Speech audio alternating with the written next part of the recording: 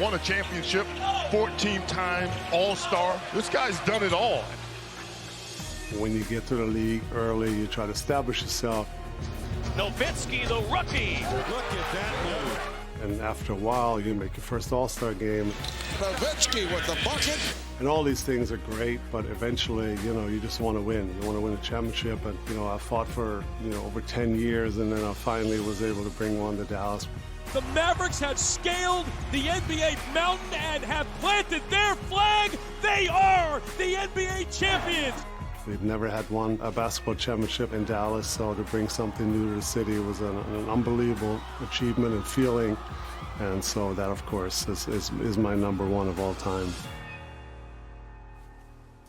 So tomorrow night, right here on ESPN, Dirk's number 41 is heading to the rafters in Dallas. He is the franchise leader in just about every category, including games, points, rebounds, blocks. The list goes on and on and on. And he will be the fourth Mav to have his jersey retired. So here's what he had to say earlier today. Tomorrow still will be somewhat emotional. I don't know really. Of course, I know a little bit of what's going to happen, but I still want to be surprised I always like to be. And so I'm sure some of the videos are going to make me a little emotional.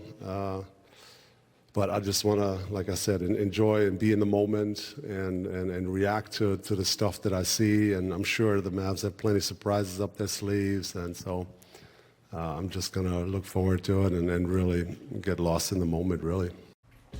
So for more on the legacy of Dirk, we are back with senior writer Zach Lowe and a couple of guys who played against him, JJ Redick and Matt Barnes. And Zach, since you are the resident NBA Today historian, I want to start with you here. What was your favorite Dirk moment of all time? So I think everybody outside Miami, that 2011 finals has a special place in their hearts because Dirk is one of the last one-team superstars in recent NBA history. He came to Dallas and stayed in Dallas and never left. We saw him suffer, we saw him fail, we saw him go through emotional anguish, and we saw him rise again. And what I will never forget is when he made a layup that effectively clinched those finals. The play stopped after a foul, and the camera zoomed in on Dirk, and he had his hands on his head, and he had this look of astonishment on his face, like it was beginning to dawn on him what was about to happen. And then famously, he had to leave the court as the game was ending because it was too emotional for him. He needed to go in the locker room and to compose himself, and he's told this story. He found a bench, he lay down on the bench in the showers, and he cried until the NBA PR people and the Mavs PR ace Scott Tomlin had to say, hey, Dirk, man, you got to come out and get the MVP trophy. You're the finals MVP. We can't have the ceremony without you. And they dragged him out, and he had this moment. But for him, just the raw emotion of that, I'll never forget it. It's one of the most poignant moments in the history of the league for a guy who was universally beloved by all of his teammates and coaches, one of the all-time great players. It's a moment that none of us will ever forget. Absolutely, and just watching it back there, I mean, you can't help but smile. JJ and Matt, you both played against Dirk, and you played against him a lot. So JJ, you played against him 25 times. So when you look back at those matchups, what stands out to you the most? Actually, it's something that happened before games, and that was Dirk's pregame shooting routine. You can learn a lot from watching a player in how they work. The diligence, the creativity that he had in his pregame workouts. He was shooting off one leg. He was doing pirouettes. He would do a full squat and bounce the ball. And Matt, I know you remember this. There's a little microphone in Dallas in the rim. And when you would watch him shoot, and his ball would go through the net, it made a different sound than everybody else's ball. I loved it. Yeah, no, I mean, Dirk, arguably that 2011 run was one of the greatest finals runs to me. I mean, they went through a tough Portland team, swept a two-time defending champ Laker team in the second round, and then beat a young, hungry Thunder team in the finals, and then beat the Big Three, where Dirk was MVP, averaged 26, 10, and 2. So Dirk was incredible, sixth all-time leading scorer.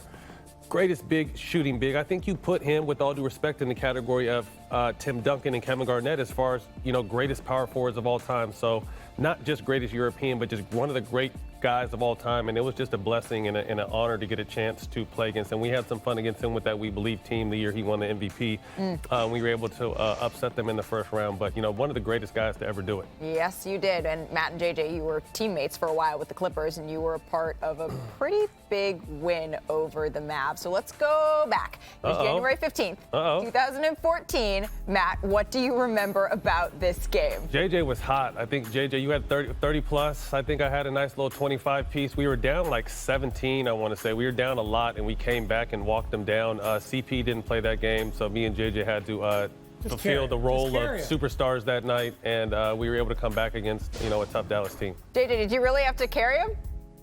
I did. You know, I think at the time that was my career high. It was a big night. I was actually coming off a wrist injury. But my lasting memory of that, down the stretch, we were switching pick and rolls, and somehow I ended up on Dirk at the free throw line on a switch. And look, I'm 6'4" with alligator arms. He's 7 feet tall. There was really nothing I could do other than pray to God that he would miss. And he missed. He came up a little short. And that was a top 5 defensive stop in my career for me right there. Agreed. Be honest. Do you have that photo somewhere framed in your house? Did you ask him to sign it? Looks like a father-son moment. No, I don't have any framed photos of myself in my house playing basketball. But if there was one, it would. Yeah, especially play. I was going to say, if there was one, it would not be defensive. Zach, are you putting up some Dirk in your house? I don't think I have any Dirk, but Matt Barnes, the We Believe team, I have a Dirk. I believe Dirk threw a chair through the wall at Oracle Arena and made a hole that stayed there. The one thing I would like to add, look, we all know he's the greatest shooting big man ever. Everybody copies the one-legged fadeaway. The one thing that I don't think gets enough play is there was a misconception, I think, long ago in American basketball circles that maybe Euro big men were a little bit soft. They just wanted to shoot jump shots and pass the ball. They were soft. Dirk is the one who broke that. Thanks for watching ESPN on YouTube. For live streaming, sports, and premium content, subscribe to ESPN+.